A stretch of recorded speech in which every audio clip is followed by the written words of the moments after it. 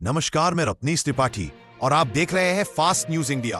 पूरे दिन सबसे की बड़ी खबर नेपाल से है। सोशल मीडिया पर बैन से सुलगा नेपाल। 7 दिन की डेडलाइन के बाद भड़के जेन जी आंदोलन की इनसाइड स्टोरी आज हम सुनाएंगे आपको। सोमवार को जब मीडिया की स्क्रीन देश दुनिया की टॉप खबरों की तलाश कर रही थी, तभी नेपाल से ऐसी तस्वीरें सामने आने लगी जिसमें सड़कों पर प्रदर्शनकर्ता युवाओं का हुजूम उमड़ा दिख रहा था। इसकी हेडलाइन बनी नेपाल का जेन जी आंदोलन। सुबह सूरज उगने से लेकर रात में चांद निकलने तक की जिंदगी सोशल मीडिया पर बिताने वाले जेन जी जब नेपाल की सड़कों पर प्रदर्शन करने के लिए उतरे तो उसकी वजह भी सोशल मीडिया ही बनी। नेपाल सरकार का एक फैसला जिसने जेन जी के रोजमर्रा के जीवन की रीढ़ सोशल मीडिया को ही उनसे छीन लिया। अब तक 14 लोगों की मौत, लेकिन नेपाल के इन जेन जी का आंदोलन सिर्फ प्रदर्शन तक ही सीमित नहीं था।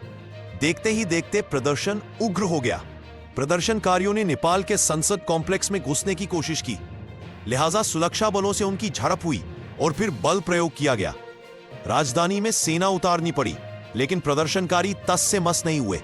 ताजा आंकड़ों के मुताबिक इन प्रदर्शनों में कम से कम 14 लोग मारे गए हैं और दर्जनों लोग घायल हुए हैं। लेकिन नेपाल में इस वक्त जो कुछ भी हो रहा है, इसकी आग एक दिन में नहीं भड़की। चिंगारी उस वक्त ही लग गई थी जब नेपाल सरकार ने सोशल मीडिया कंपनियों के लिए डेडलाइन जारी कर दी थी। सरकारी नियंत्रण चाहते थे ओली, लेकिन विरोधी की कहानी इससे भी कुछ दिन बुनी जा चुकी थी। नेपाल में सरकार के आलोचक कहते हैं कि प्रधानमंत्री केपी शर्मा ओली सत्ता संभालने के बाद से ही अभिव्यक्ति पर सरकारी नियंत्रण करने की कोशिश कर रहे थे, लेकिन उनकी पार्टी के भीतर ही इतना विरोध होता रहा है कि ओली के मंसूबे ज्यादा परवान नहीं चढ़ सके। बैन करने का आदेश जारी कर दिया। बैन से एक दिन पहले नेपाल के तमाम सोशल मीडिया इन्फ्लुएंसर्स और आम युवाओं ने प्रदर्शन के लिए एकजुटता का आह्वान किया। कई शहरों में लगा कर्फ्यू।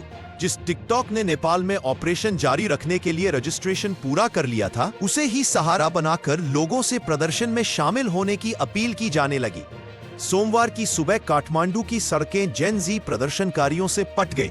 सरकार के खिलाफ प्रदर्शन और नारेबाजी की जाने लगी।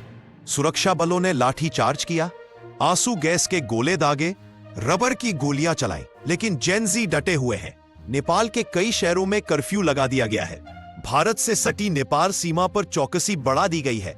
नेपाल की 2.9 करोड़ आबादी का लगभग 7.5% विदेशों में रहता है। अपने परिजनों से संपर्क में रहने के लिए सोशल मीडिया ही उनके पास एक लौता जरिया है। दूसरी तरफ नेपाल के लोगों को लग रहा है कि ओली सरकार अभिव्यक्ति की स्वतंत्रता पर प्रतिबंध लगाने का प्रयास कर रही है। अब प्रदर्शनों के आगे नेपाल की सरकार झुकेगी या जेन जी पीछे हट जाएंगे, इसका जवाब तो भविष्य के गर्भ में ही छिपा है। इस खबर में इतना ही। मिलेंगे कुछ खास खबर में।